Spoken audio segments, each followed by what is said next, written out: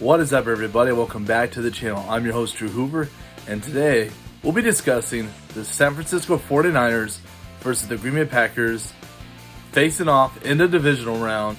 49ers keep bringing us back to nostalgia, man. You talk about facing the Cowboys last week and the history behind that matchup, and now you bring back memories of Steve Young throwing that touchdown pass to Terrell Owens against the Packers. You talk about a few years ago when the 49ers whooped the Packers' butts and end up going to the Super Bowl to face the Kansas City Chiefs. This should be a great game, guys. If you haven't subscribed to my channel yet, please click that subscribe button. Also, if you have any graphic design needs, Anthony Garcia is your man. His link is in the description below, www.anthonygarciadesign.com. Now let's start talking about the 49ers, and I want to start talking about Jimmy Garoppolo, because ever since the end of last year, or even before that, man, it feels like it's been a while that we've been talking about Jimmy Garoppolo moving on from San Francisco and being, traded away. And it definitely became evident when they traded up to get Trey Lance with the 3rd overall pick in the 2020 NFL Draft. And then, beginning of the season, they were putting Trey Lance in for a few plays to get him used to things. And you really wondered, how long did Jimmy Garoppolo actually have? He showed up clutch this year. You got to give it to him. He had 3,810 yards, completed 68% of his passes, threw 20 touchdowns. He showed up, like I said, in clutch moments. The 2-minute drill against the Rams and kicked that field goal in overtime. Jimmy Garoppolo has really stepped up. And the man who's really stepped it up for the San Francisco 49ers has been Deebo Samuel. You talk about 1,405 yards and 6 TDs, and then you add another 5 TDs on the ground. Honestly, Deebo Samuel would have a great chance to win the Offensive Player of the Year. He has contributed so much to the offense. When you talk about Raheem Morrison or Trey Sermon, I mean, yes, Eli Mitchell has stepped it up this year, but he's been injured too, so a lot of it has been relied on Deebo Samuel. When I talk about the defense, man, they really stepped it up last week against the Dallas Cowboys. And Dak Prescott has been a guy that I've known to perform well most of the time under pressure. I always go back to week 1 against the Tampa Bay Buccaneers when they kept throwing the pressure on him and he kept getting the ball out of his hands quickly. Well, the fact is, in order to get the ball out of your hands quickly, those wide receivers have got to run the routes, find the separation, and find the open space. They didn't find the open space against this defense, against that secondary. Secondary played so tight against those wide receivers. Dak Prescott held the football longer, and the pass rush got to him, whether it was Nick Bosa, Arden Key, or Eric Armstead.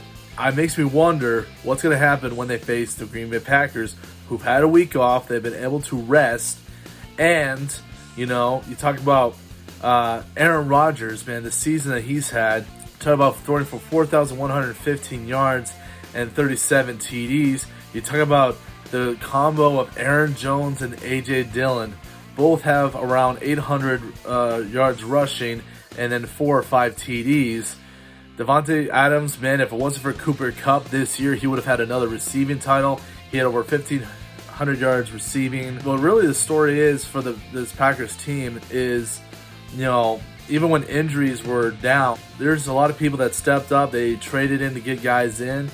And now that people are starting to get healthy for this defense, now these Packers defense is showing a tremendous amount of depth. You talk about, when Zadarius Smith went down, for example, they got Whitney Merciless, but he got injured too. Well, guess what? Preston Smith and Rashawn Gary both stepped it up this year.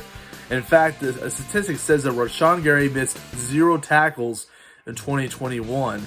And now you're going to bring Zadarius Smith back possibly for the playoffs. You talk about injuries to guys like Jari Alexander, and then trading to get Rasul Douglas. He's been a big story for the Packers this year, especially when he picked off his former team, the Cardinals, and helped them defeat them on that Thursday Night Football. There's so much depth to this team now, on that defensive side. A lot of people say that defense is overrated. That I feel like they can throw it at you so many things now. They got so much depth. Like I said, Rasul Douglas had 5 interceptions this year. You talk about another guy that they added, sometime this season. The Devondre Campbell, who had 146 tackles this year. I don't think the Packers are going to roll over as much as, like I said, people love to see the Cowboys get humbled. There were a few teams like the Cowboys last week that just showed up, not prepared. I don't think that's going to be the Packers in this case, especially with Aaron Rodgers' pretty much career on the line right here. When you talk about what he went through the last few years with the drafting of Jordan Love, all that happened last year, like I said, after winning the MVP, didn't get, the pay he deserved. People forget that I posted one of my videos about this. I honestly thought that Aaron Rodgers was done with Green Bay. But man, if they can win a Super Bowl this year, maybe they can mend the fences, for at least for the time being. So this means a lot to a lot of Green Bay fans and for the organization, especially when it comes to keeping Aaron Rodgers for at least for a few more years. So that's why I'm going to go with the Green Bay Packers. As good as San Francisco has been, and like I said, this is not just me being a Packers fan, man.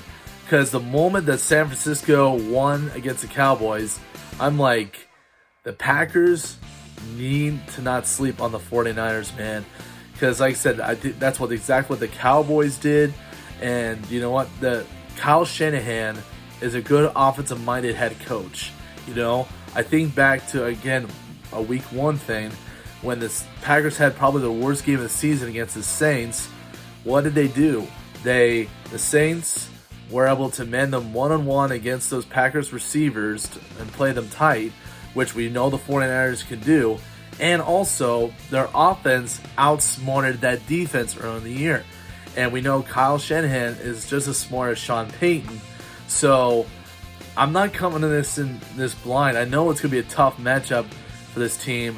But I just believe, like I said, that now that they have the depth now at the defense, it may cover the slack. And like I said, it doesn't have to be on Aaron Rodgers. I'm concerned about the offensive line and what that 49ers pass rush can do. But, I feel like they can establish the run now. Especially receivers like Allen Lazard have been stepping up the last few weeks as well. So it doesn't have to be all on Devontae Adams' shoulders as well. But anyway, so getting to the final score. I'm going to go, and I think this is going to be a big one. I think this is going to go down to the wire. Let's go. I'm going to go with a weird score because we've had a few weird scores here. Let us go 36-33, the final score.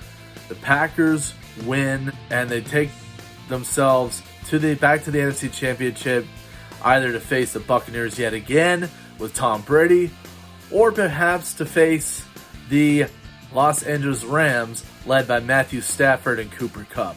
So this has been my preview for the 49ers versus the Packers. Stay tuned for my other predictions. I'm your host, Drew Hoover, and have a good day, everybody.